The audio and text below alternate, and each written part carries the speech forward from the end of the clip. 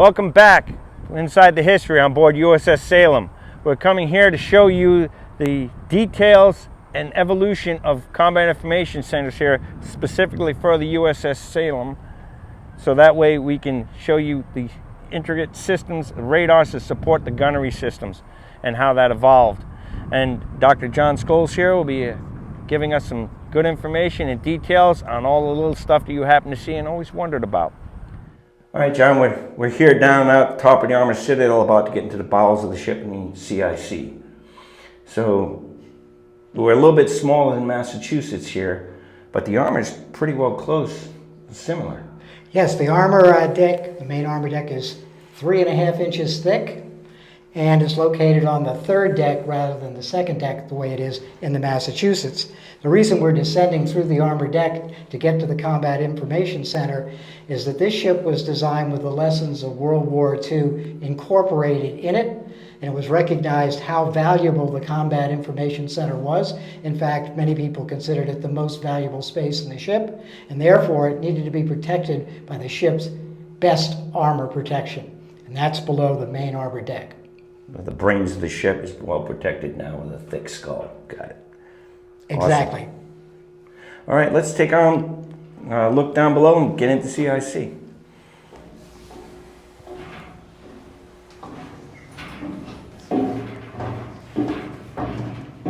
All right, John, so now we've come through, we're in, and we're welcome to CIC on the Salem. One difference about the Salem as compared to the Massachusetts, in the Massachusetts, her CIC was not placed below the armor deck until after World War II was actually over. It was originally up in the fire control tower, but that was a very vulnerable space. So in this ship, in order to protect it, it was moved down here, and the CIC, instead of being an adaptation of a space originally designed for something else, is designed into the ship. That makes it a great deal more spacious and also makes it function better. Outstanding.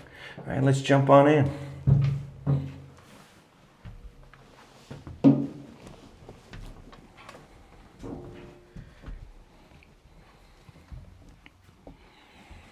Quite spacious compared to what we have in Massachusetts. Definitely. All right, as you can see, we have multiple radar repeaters down here. We have plot boards set up.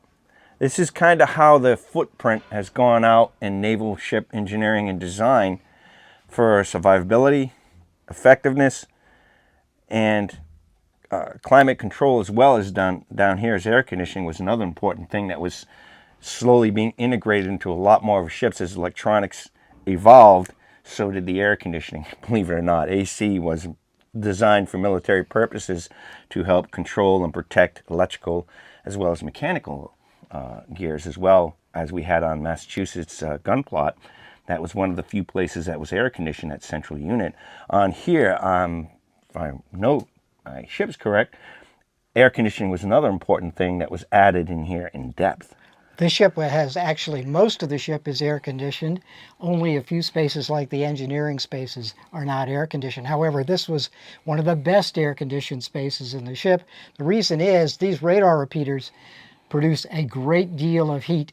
So you need a very effective air conditioning system in order to keep temperatures down so they will function and be reliable. Remember, these are tube sets. They don't like to get too hot or the tubes may burn out. Also, this is a very versatile system. These repeaters are able to actually show the output from any of the radars on the ship and can be switched to any of the radars. So you can set them up in many, many different ways.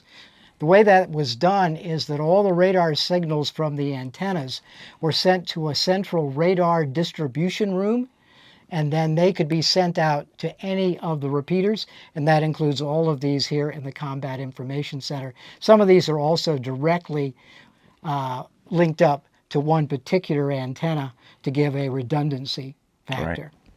And that redundancy is, in all systems, is kind of indigenous to the naval design bureaus and what they wanted to, because it is a combat ship. And taking damage or a system dropping out in the middle of combat, you just instantly switch over to another available unit and continue onwards. Or if casualties did happen down here, either physical, mechanical, or human.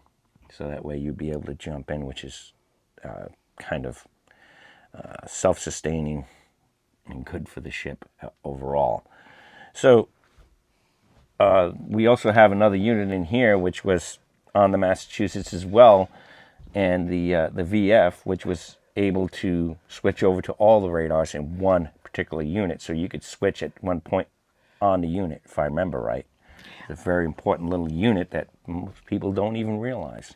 Yes, that was particularly important because this is a gunship. And so that unit could be used if you were focused on a particular target. And it's also able to give you a specific range-only plots. So you can use that to very carefully find the range, and then you can transmit that range to the plotting room, and that can be entered as the initial value into the Mark 8 computer, and that helps you more rapidly develop your fire control solution and get a more accurate initial solution. In fact, U.S. warships, by the time they have all this equipment, actually expected to not only straddle, but hit on the very first gun salvo they fired. And it's this kind of equipment that made that a possibility. Critical factor. It's very important.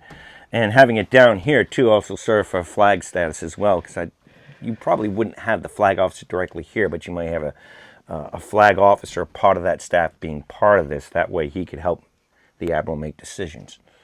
So, and this is a controlled space. Only certain people were allowed in here. This was not a normal thing. If you didn't have a mission or a reason to be down here, you did not come in these spaces. These are restricted spaces. And because this is the technology that was very secure for a long time, if you go onto a modern combat ship, you're not going near this.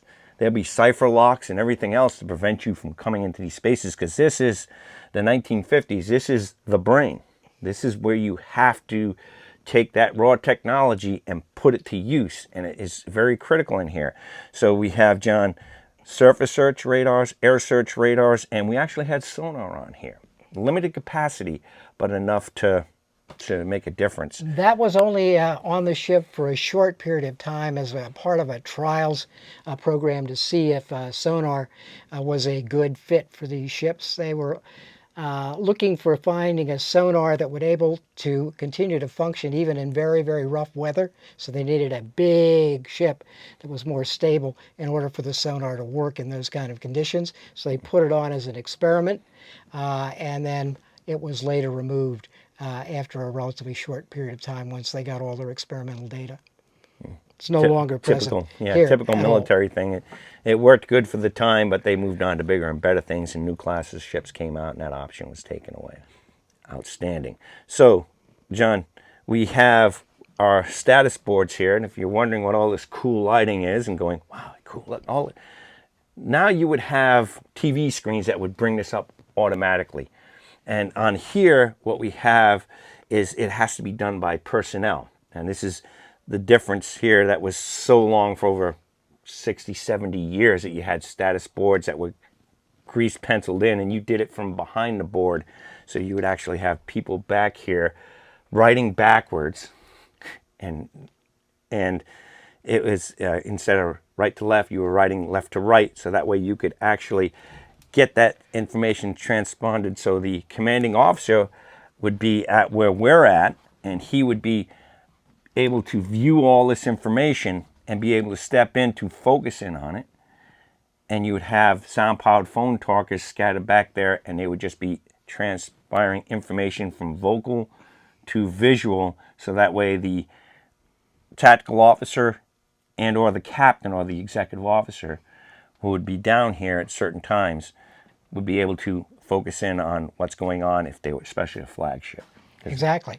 And that sound-powered phone man was actually working both ways, because in addition to all the radar equipment down here, the radios from Radio Central, there are also still visual information that comes into the Combat Information Center from lookouts, from the bridge, etc. And that's incorporated down here.